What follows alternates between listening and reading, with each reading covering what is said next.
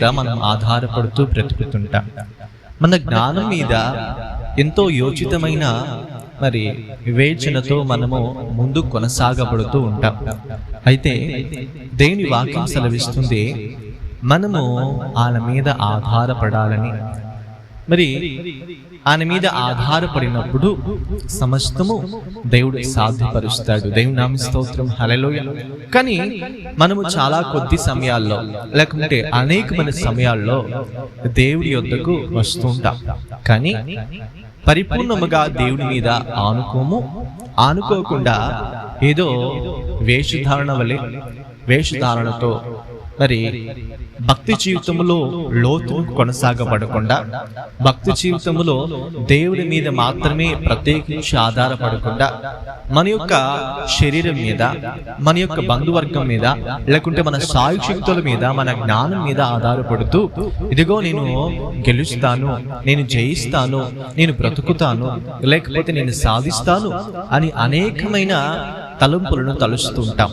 ఆ యొక్క ప్రయాణములో, ఆ యొక్క ఉద్దేశములో నెరవేర్చబడకపోతే, సాఫల్యము కాకపోతే నిరుత్సాహము చెంది నిస్పృహలోనికి మనం వెళ్ళిపోతూ ఉంటాం. అయ్యో, నేను ఎంతగా ఆలోచించాను, ఎంతగా యోచించాను, అన్ని సకలమైన విధానాలు నేను పాటించాను, ఎన్నెన్నో విధములైన ఆచరణను నేను ఎరిగాను, నడిచాను, నిలిచాను, కానీ నేను ఎందుకు సాధించలేకపోయాను, నేను ఎందుకు సహాయాన్ని పొందలేకపోయాను, నాకు జయము ఎందుకు రాలేదు, నాకు విజయము నేను ఎందుకు పొందుకోలేదు అని ఎన్నో విధాలుగా మనము నిరుత్సాహపడుతూ ఉంటాం.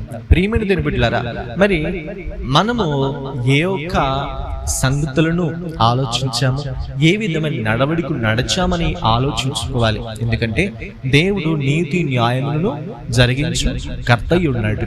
అయితే మనము వక్రమైన మార్గములు, అక్రమైన మార్గములు నడిచినప్పుడు వాటిని సాఫల్యతను దేవుడు చేయువాడుగా ఉన్నాడంటారా?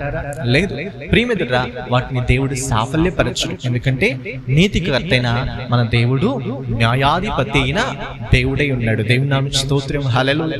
అయితే ఆయన నీతిని మాత్రమే జరిగించు దేవుడు, ఆయన చిత్తాన్ని జరిగించు దేవుడై ఉన్నాడు. అంతేకాని మనం ఎన్నో పర్యాయాలు నా శక్తి యుక్తుల ముందు ఏ ఒక్కటి దిగుదుడుపుగా ఉంది, అన్నీ దిగుదుడుపే, సమస్తము నేను సాధించగలను అనే ధైర్యంతో ముందు కొనసాగుతుంటాము. కానీ అవన్నీ కూడా మనకు సఫలత జరగనప్పుడు నిరుత్సాహపడుతూ ఎన్నో విధాలుగా దేవుడు నాకు ఎందుకు చేయలేదు, నేను ప్రార్థించాను, ఉపవసించాను, ఇదిగో నేను దశమ భాగం ఇచ్చాను, లేకుంటే నా ఆస్తి యావత్తును దేవునికి ధారపోసాను, నేను ఆ పని చేశాను, ఈ పని చేశాను, అది ఇచ్చాను, ఇది ఇచ్చాను, ఇలా కన్నీళ్లు కాచాను, ఇలా దేవుని అడిగాను, మొరపెట్టానని ఎన్నో మార్లు, ఎన్నో విధాలుగా మనము శతవిధాలుగా, ఎన్నెన్నో విధాలుగా ప్రయత్నాలు చేసి వాటన్ని జరగకపోతే ఆ ఉద్దేశములన్నీ, ఆ మాటలన్నీ కూడా అనేకుడికి మనము సాక్షి రూపంలో చెబుతూ ఉంటాం. కానీ ప్రియమైన దేవుడులారా, నీవు ఆచరణ లేకుండా, దేవుడి ఉద్దేశములు సఫలపరచకుండా, దేవుడి నీతిని జరిగించకుండా నువ్వు ఎంత నీ యొక్క అవివేక అజ్ఞాన దశలో అవివేకమైన తలంపులతో ముందు కొనసాగిపోయి నా భక్తి జీవితంలో నేను సాధించలేకపోతున్నాను, నా భక్తి జీవితంలో నేను పొందలేకపోతున్నాను, నా భక్తి జీవితంలో ముందు కొనసాగలేక ఇదిగో పడిపోయిన బ్రతుకుల్లో నేను ముందుకు కొనసాగుతున్నాను, నేను పడిపోయి ఉన్నాను, నా జీవితం వ్యర్థమవుతుంది అని తలంతుస్తూ ఉంటాం. ప్రియమైన దేవుడులారా, అలాంటి తలంపులు మనము చేయకూడదు. అలాంటి తలంపులను మనము త్రోసివేయాలి, నెట్టివేయాలి. ఎందుకంటే ప్రభు మీదే మనం ఆధారపడాలి. కానీ ఏ ఒక్క ఆలోచనను మనము ఆచరించు వారము కాకూడదు. దేని వాక్యం సెలవిస్తుంది, అబద్ధాన్ని ప్రేమించి దాన్ని జరిగించు వారిని వెలుపటి చీకటిలో పడద్రోస్తాను అంటున్నాడు. దేవుని నామ స్తోత్రం, హల్లెలూయా. ప్రియమైన దేవుడారా, కాబట్టి మనము అబద్ధాన్ని ప్రేమించకూడదు, సత్యాన్ని గుర్తించాలి. సత్యమనే వాక్యపు వెలుగులో మనము వెలుగును పొందుకోవాలి, వెలిగించబడాలి. ప్రియమైన దేవుడారా, వాక్యానుసారమైన బ్రతికే మనల్ని ముందు కొనసాగించబడుతుంది. వాక్యానుసారమైన ఆలోచన విధానమే ఆ యొక్క నడవడికే మనల్ని ముందు కొనసాగించి ఉన్నతమైన శిఖరములో దేవుని యొక్క దృష్టిలో నీతిమంతులుగా, న్యాయవంతులుగా, ఆయన ప్రేమించే వ్యక్తులుగా మనము జీవించగలుగుతాం. ప్రియమైన దేవుళ్ళారా, ఆయన దృష్టిలో మనం ఏమై ఉన్నామో ఒకసారి గమనించుకోవాలి. కాబట్టి మనం ఏమి జరిగిస్తున్నామో, ఏ విధంగా దేవుని మీద ఆధారపడుతున్నామో, ఏ విధమైన బాటలో, ఏ విధమైన నడవడికలో మనం నడుస్తున్నామో, మన ప్రవర్తన అంతటిలో దేవుని చిత్తం నడిపించబడుతుంది జరిగిస్తున్నామా అనేది మనం పరీక్షించుకోవాలి. ప్రియమైన దేవుళ్ళారా, చాలా సార్లు మనం ఏం చేస్తుంటామంటే దేవుడి మీద ఆధారపడకుండా దేవుడు నాకు బలము, జ్ఞానము అని ఆయన మీద మనము కొంచెమైనా కూడా మరి ఆధారపడకుండా, ఆయన మార్గాన్ని ఆసక్తితో అనుసరించకుండా మనము మన శక్తియుక్తులతో, మన యొక్క ఆలోచన విధానముతో మరి ముందు కొనసాగుతుంటాం. అందుకే దేవుని యొక్క వాక్యం సెలవిస్తుంది, నా కుమారుడా నా ఉపదేశమును అంగీకరించుము అంటున్నాడు. దేవుని నామ స్తోత్రము, హల్లెలూయా. ఆ ఉపదేశాన్ని అంగీకరించాలి. తండ్రి ఏమి ఉపదేశిస్తున్నాడు, తండ్రి ఏ విధంగా అనుసరించమంటున్నాడు, తండ్రి ఏ యొక్క మార్గములో నువ్వు వెళితే నీకు సాఫల్యత, సుఖము, జయముకి ప్రాప్తించబడుతుంది అని ఏ యొక్క మార్గాన్ని నిన్ను నడుచుకోమంటున్నాడు అనేది మనము భక్తి శ్రద్ధలతో మరి ఆచరించే వ్యక్తులుగా మనం ఉండాలి. ప్రియమైన బిడ్డలారా, లేకపోతే మనకు అపజయాలు ఎదురవుతాయి, ఎన్నో పోరులు, ఎన్నో శ్రమలు కలుగుతాయి, వాటిల్లుతాయని దేవుని వాక్యము సెలవిస్తుంది. అందుకే బాలు నడవలసిన తరువాత వాటిని నేర్పాలి. వాడు పెద్దవాడైనప్పుడు దాన్ని తొలగిపోవడాన్ని వాక్యం సెలవిస్తుంది. మరి ఆ బాలుడుగా నీవు ఉంటున్న భక్తి జీవితంలో కానీ, గొప్ప సాధకముగా, ఒక నెరవేర్పులో గొప్ప ఆ వివేకవంతుడిగా, దేవుళ్ళలో సంపూర్ణముగా సిద్ధపడిన వ్యక్తిగా, రక్షణానుభవములో ప్రావీణ్యతను పొందిన వ్యక్తిగా, ప్రార్థన విజ్ఞాపనలతో ముందు కొనసాగించబడి దేవుని యొక్క ఆత్మ సంబంధులుగా దేవునితో సహవాసాన్ని ఇంకా ముందు కొనసాగించబడే గొప్ప సాధనములుగా నువ్వు వాడబడుతున్నావా? దేవునితో ఒక నిబంధన చేసుకుని మరి ఆయన బాటలో నడిచి గొప్ప సాధకముగా నేను మార్చబడాలి, అనేకులకు నీ వెలుగై ఉండాలని బ్రతుకు మనలో ఈ దినమందు ఉంటుందా? లేదు. ఎందుకంటే మనకు నిర్లక్ష్య వైఖరి మరి మనల్ని వెంబడిస్తుంది, సోమరితనం వెంబడిస్తుంది, అనేక విధములైన మరి బలహీనతలు మనల్ని ఎన్నో విధాలుగా, ఆ బలహీనతల కట్లు మనల్ని కట్టబడి ఉన్నాయి. అటన్నిటి నుంచి మనం విడుదల పొందాలి. శరీరేచ్ఛలు, లోక డంబములు, అనేకమైన కార్యకలాపాల్లో ఈ దినమందు మనము తిరుగులాడుచున్నాము. కాబట్టి దేవుడి మీద మనం ఆధారపడాలి. అందుకే కీర్తనకారుడు అంటాడు, మరి కీర్తనలు 18వ అధ్యాయము 1వ వచనములో, యెహోవా నా బలమా, నిన్ను ఎంతో ప్రేమించుచున్నాను. యెహోవా నా శైలము, నా కోట, నన్ను రక్షించువాడు, నా కేడెము, నా రక్షణ శృంగము, నా ఉన్నత దుర్గము, నా దేవుడు అంటున్నాడు. దేవుని నామ స్తోత్రము, హల్లెలూయా. సమస్తము ఆయన బలము ఎవరంట? దేవుడు. దేవుని నామ స్తోత్రము, హల్లెలూయా. యెహోవాయే నా బలము. అంతేగాని నాకు కండలు ఎంత ఉన్నాయి, లేకుంటే నాకు బలం ఎంత ఉంది, నాకు శక్తి ఎంత ఉంది, నా ప్రావీణ్యత ఎంత ఉందని మనం పోజులు పట్టుకోండి. దేవుడే నా బలము, ఈ బలాన్ని ఇచ్చింది, ఈ శక్తి ఇచ్చింది, ఈ శ్రేష్టమైన జ్ఞానం ఇచ్చింది ఆయనే అని ఆయనతో మనము ఒడంబడిక చేసుకోవాలి. ఆయనతో సమస్తము నీవేనయ్యా, నాకు ఎత్తైన కోట, నా కొండ, నా కోట, నా దుర్గము నీవే, నా ప్రాకారముగా దిగో, నాకు ప్రాకారమై ఉన్నావు నీవు. ఏ కీడు నా దరి చేరకుండా, నన్ను ఏ ఒక్క బలహీనతకు లోనవ్వనివ్వకుండా నన్ను ఆదరించువాడు, ప్రతి శ్రమలోనూ నన్ను ఇదిగో ఉద్ధరించి నాకు కోటగా నీవు ఉన్నవాడు. అవును ప్రేమ ఉంటారా? కోట అంటే ఈ దినమందు చాలా ఎత్తుగా అది కోటలు కడతారు. ఇక్కడ కొండ మీద కడతారు కోటలు కూడా. ఎందుకు కడతారంటే శత్రువు అడ్డగించకుండా, శత్రువు దాడి చేయకుండా, తనకి కొన్ని ప్రాకారాలు ఉంటాయి, మరి సైనికులు ఉంటారు. అలాంటి కోటగా నీవు నాకున్నావని దావీదు అంటున్నాడు. ఎందుకో తెలుసా? సౌలు ఆయన ఎంతో శ్రమ గురి చేశాడు, సంపాలని ఎందరో సైనికులు వెంట పెట్టుకుని ఎన్నో విధాలుగా దాడి చేసినప్పుడు ఆ సౌలు చెర నుంచి దేవుడు తప్పించిన దినమున ఈ కీర్తనను ఆయన రాశాడు. దేవుని నామ స్తోత్రం, హల్లెలూయా.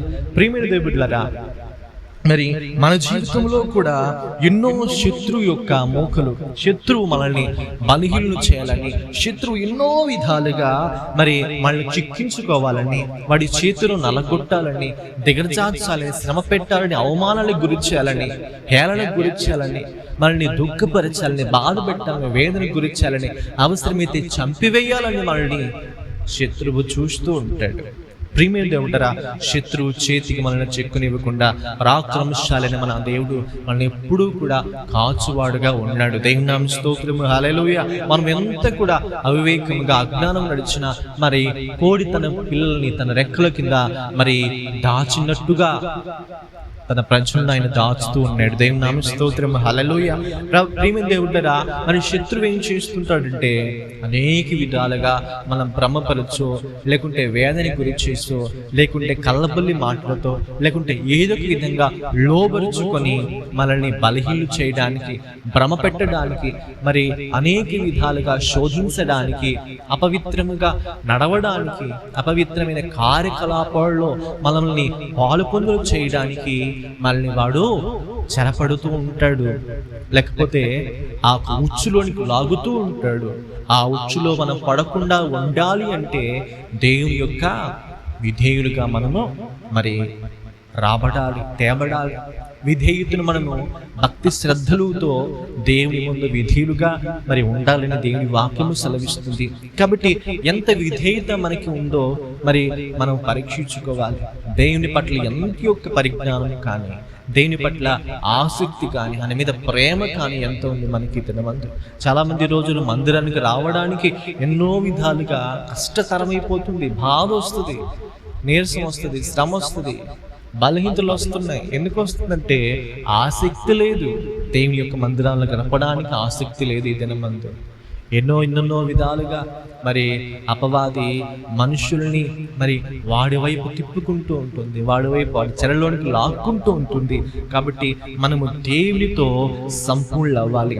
మరి ఆ శత్రువులు మళ్ళీ దాడి చేయడానికి, మరి ఆయన్ని దాడి చేయడానికి మళ్ళీ ఎన్నో విధాలుగా మన పాశంలోనికి, మరి అతన్ని పాతాళానికి తొక్కడానికి ఎన్నో విధాలుగా విధాలుగా ప్రయత్నించినప్పుడు మరి నా శ్రమలో నేను యెహోవాకు మొరపెట్టి తిని నా దేవునికి ప్రార్థన చేసి తిని ఆయన తన ఆలయములో ఆలకించి నా ప్రార్థన అంగీకరించెను. నా మొర్ర ఆయన సన్నిధికి చేరి ఆయన చెరువున చొచ్చెను. ప్రేమికుడురా, ఏదైనా మనల్ని ప్రేమించే వారికి కానీ, లేకుంటే మన మరి సన్నిహితమైన స్నేహితులకు కానీ అపాయం జరిగితే అపాయము చేసే వారి మీద మనకెంతో కోపం వస్తుంది. ఎందుకంటే ఆ శత్రువు తలపెట్టిన శ్రమను బట్టి మనం ఎంతో కోపిస్తాం. ప్రేమికుడురా, అలాంటిది నీతి న్యాయకర్తైన మన దేవుడు తన ప్రజలకి ఇలాంటి కీడు వాటిలైనా, ఇలాంటి శత్రువు ఎన్నో విధాలుగా దాడి చేయాలని చూసినా కూడా వాటిని దేవుడు చెదరగొడతాడు, చిత్తు చేస్తాడు. అనేక విధాలుగా పడగొట్టి మరి ప్రతి ఒక్కరిని ఆయన శ్రేష్ఠులుగా నిలబెట్టుకుంటాడు. దేవుని నామ స్తోత్రము, హల్లెలూయా. కానీ మనం ఏం చేయాలంటే నీతి న్యాయం జరిగిస్తూ ఆయన మన ఆధారమయ్యి, ఆయన మన బలమై మనము ఆయన మార్గములో నడిపించబడాలి, ఆయన మీద ఆధారపడాలి. కాబట్టి సమస్తము దేవుడు నెరవేరుస్తూ వస్తుంటాడు. కానీ మనం ఏం చేస్తుంటామంటే మన బలం మీద ఆధారపడకూడదు. బలం మీద ఆధారపడకుండా దేవుని యొక్క శక్తి మీద ఆధారపడి ఆయనే మన ఆశ్రయదుర్గమని ఎరిగి ఆయనతో మనం నడిచి నిలవాలని దేవుని వాక్యము సెలవిస్తుంది. దావీదుని ఎన్నో విధాలుగా మరి సౌలు శోధించి వేధించి మన పాశంలోనికి తీసుకువెళ్ళాలని చూసిన దేవుడు మరి ప్రతి దినము ప్రతి క్షణము ఆయన కాపాడుతూ శత్రువు చేతి నుంచి విడిపిస్తూ సమస్తమైన బలహీనతల నుంచి విడిపించి గొప్ప సాక్షిగా మరి ఈ దినమందు చరిత్రలో నిలిచిపోయే విధముగా దావీదు నా హృదయానుసరుడని గొప్ప ఒక మరి సాక్ష్యాన్ని ఆ రాజు పొంది ఉన్నాడు. ఈమెతోటరా మనము కూడా దేవుడి మీద ఆధారపడాలి. దేవుడు పై వేషము రూపంలో కాదు, కానీ హృదయానుసారముగా క్రియల రూపంలో సాక్షార్థులుగా మనం నిలబడి ఆయనతో మన యొక్క నిబంధనను చేసుకొని గొప్ప వాత్సల్యపడిన దేవునితో మనము నడిచే వ్యక్తులుగా ఉండాలని ఆయన కోరుకుంటున్నాడు. కాబట్టి ఈ దినమైన మనము దేవునితో సంపూర్ణకరమైన యోగ్యమైన పాత్రలుగా, మరి పరిశుద్ధమైన సంఘాలుగా మనము ఉద్ధరించబడాలి. మరి ఆశీర్వాదకరమైన దేవుడు మళ్ళీ గొప్ప సాక్షులుగా తీర్చిదిద్దాలని మనము దేవుని ప్రార్థించాలి. కానీ అలాంటి విశిష్టమైన ఆ ఒక శ్రేష్టమైన గొప్ప బహుమానాన్ని ఎవరు పొందుకోవడానికి ముందుకు రావట్లేదు. ఎందుకంటే లోకం మీద వ్యామోహం పెరిగిపోతుంది. దేవుడు అంటే లెక్కలేదు. దేవుడి ఉద్దేశములన్న దేవుని యొక్క ఆ ఒక గొప్ప మరి శ్రేష్టమైన గొప్ప శక్తి యుక్తుల మీద కూడా భయం లేదు. ఆయన అంటేనే ఎవరికి దీని ముందు ఎలాంటి ఆసక్తి, యోచన, ఆలోచన కూడా లేదు. ఎందుకంటే దేవుడు ఎప్పుడు మనకి గుర్తొస్తారంటే శ్రమ, శోధన, భయం, ఈ యొక్క అంశాల్లో దేవుడు గుర్తొస్తాడు. కానీ మిగతా అంశాల్లో, మిగతా సంగతుల్లో, ఆనందములో, సంతోషంలో, మరి సుఖములో ఎప్పుడు గుర్తురాడు దేవుడు. ఇక్కడ దావీదు దేవునికి కృతజ్ఞత అర్పణ అర్పిస్తున్నాడు. అయ్యా, ఇదిగో సౌలు చేతిలోంచి నన్ను విడిపించావయ్యా, నీకు వందనాలు. నా బలమా, నా ఆశ్రయ దుర్గమా, నీకు వందనాలయ్యా. ఇటు గొప్ప కార్యము చేశావు. కృతజ్ఞతాపూర్ణై దేవుడిలో ఆనందిస్తూ కీర్తనలు పాడుతున్నాడు ప్రియమైన దేవుడిలారా. కానీ మనం ఏం చేస్తామంటే ఆయన కీర్తనలు పాడడానికి కాదు కదా, ఆయనకి మొరపెట్టడానికి, ఆయన సేవించడానికి, ఆయన మందిరంలో నిలవడానికి ఆసక్తి లేకుండా శక్తిహీనులు అవుతున్నాం, బలహీనులు అవుతున్నాం, విధేయులుగా తయారవుతున్నాం. కాబట్టి మన ప్రవర్తన అంతటినీ మనము సరిచేసుకోవాలి. మన ప్రవర్తనని సరిచేసుకుని దేవునిలో పాలు పొందే, దేవునితో మరి నిలిచే గొప్ప సాధకాలుగా, ఆయనతో పాటు నిలిచే గొప్ప ప్రయోజనకరమైన పాత్రలుగా మనము తీర్చబడాలని దేవుని వాక్యం సెలవిస్తుంది. ఉప్పు నిస్సారమైపోతే నిర్జీవమైపోతుందని దేవుని వాక్యం సెలవిస్తుంది. నీవు విశ్వాసిగానే పనిచేస్తావు. నీవు లోకంలోనికి మళ్ళీ వెళ్ళావంటే నీవు నిస్సహాయ స్థితిలో పడిపోతావు, నిస్సారమైపోతావు. లోకం నేను కాళ్ళ కింద తొక్కివేస్తుంది. లోకం మీద ఆధారపడకు, లోకమే నా బలం అనుకోకు, లోక మనుషులే నాకు ముఖ్యం అనుకోకు. ఆ లోక మనుషులు నిన్ను పరలోక రాజ్యం తీసుకువెళ్ళరు. ఆ లోకం నిన్ను దేవునితో నడవనివ్వరు. వారి ప్రపంచము అపాయకరమైన ప్రపంచం, అగాధములోనికి, పాతాళపు వైపు నిన్ను తీసుకువెళ్తుంది. ఆ పాతాళము నిన్ను నిత్య రాజ్యము నుండి మరి రెండవ వనలోకి తీసుకువెళ్తుంది. నిత్య రాజ్యంలోనికి వెళ్ళనివ్వకుండా అనేక విధాలుగా అడ్డుపడుతుంది. కాబట్టి పాపం నీలో ఉంటే దేవుని యొద్దకు రాడు. కాబట్టి ప్రతి పాపాన్ని విడిచిపెట్టి, ప్రతి అపవిత్రమైన బ్రతుకుని, అహంకారమైన శరీరేచ్ఛ క్రియల నుంచి, ఆ శరీరకరమైన ఆ పాపముల నుంచి, మాటలు, లోక ఆ అపవిత్రమైన ప్రపంచము నుంచి నువ్వు వేరైపోవాలి. దేవునితో నడవాలి, నిలవాలి, సంపూర్ణముగా ఆయన యొక్క చెంత చేరాలి. అదే దేవునికి ఇష్టము. అది వినే సద్భక్తి, అదే నిజమైన భక్తి. అదే కాబట్టి ఇక్కడైనా నీ ప్రవర్తన నీ సరిచేసుకో. దేవుని సాక్షాత్తుగా నిలబడాలి. ఆయనే నా బలమని నువ్వు నిలవాలి. ప్రేమని దేవుని ద్వారా శత్రువు ఎన్నో విధాలుగా పడగొట్టడానికి, పెకిలి వేయడానికి, పెకిలించడానికి వాడు ప్రయత్నిస్తుంటాడు. నీ యొక్క ఆ పునాదిని చెడగొట్టడానికి, నీ పునాదిని పెకిలి వేయడానికి ప్రయత్నిస్తూ ఉంటాడు. కానీ నీ దేవుడు శక్తివంతుడు. ఎందుకంటే నువ్వు కట్టబడింది, నిలవబడింది బండ మీద, ఇసుక మీద కాదు. క్రీస్తు అనే బండ మీద కట్టబడ్డావు, పునాది వేయబడ్డావు. ఆ పునాదిని వాడు పెకిలించాలని చూస్తుంటాడు. అపవాది ఎప్పుడూ కూడా వాడు నీ మీద దాడి చేయలేడు. నీకు నువ్వుగా చేసుకోవాలి, నీకు నువ్వుగా నిన్ను బలహీనపరచుకోవాలి, నీకు నువ్వుగా నిన్ను చెడగొట్టుకోవాలి, నీకు నువ్వుగా నువ్వు పాడు చేసుకోవాలి, నీకు నువ్వుగా అపవిత్రతను కొని తెచ్చుకోవాలి. అపవిత్రమైన కార్యకలాపాల్లో పాలు పొందే విధముగా నిన్ను వాడు అనుసరించమంటాడు, ఆచరించమంటాడు. అనేకమైన అపవిత్రతను కొని తెచ్చుకో, అందులో నువ్వు ప్రాముఖ్యతను పొందు. ఇది శ్రేష్టమైనది, ఇది రమ్యమైనది అని నీ కన్నులకు దాన్ని రమ్యముగా కనబరుస్తాడు. కానీ నీవేం చేస్తావంటే వాళ్ళు కనబరిచి ఆ రమ్యమైన దృశ్యాలకు, ఆ రమ్యమైన తలంపులకు, ఆ ఆలోచన విధానం వైపు, ఆ సొగసు సోయము కలిగిన ఆ లోకములోని, ప్రపంచములోని ఆ అందచందాలను, ఆ ఆనందానికి విధేయుడి అయిపోతావు. అందులోనికి ప్రవేశిస్తావు. నీ జీవితాన్ని కంటితో, నీ వేలితో నీ కంటినే పొడుచుకుంటావు, ఆకర్షితుడవుతావు. కాబట్టి ఒకసారిగా ఆ ప్రపంచంలోకి వెళ్ళామంటే మరలా నువ్వు తిరిగి రావడానికి అవశ్యం చాలా తక్కువ సమయం ఉంటుంది. జీవితమే తల్లకిందులైపోతుంది. నిస్సారమైన స్థితిలోను పడి ఉంటావు, లేవనెత్తబడలేవు. ఒకసారి రక్షణను కోల్పోతే మాత్రము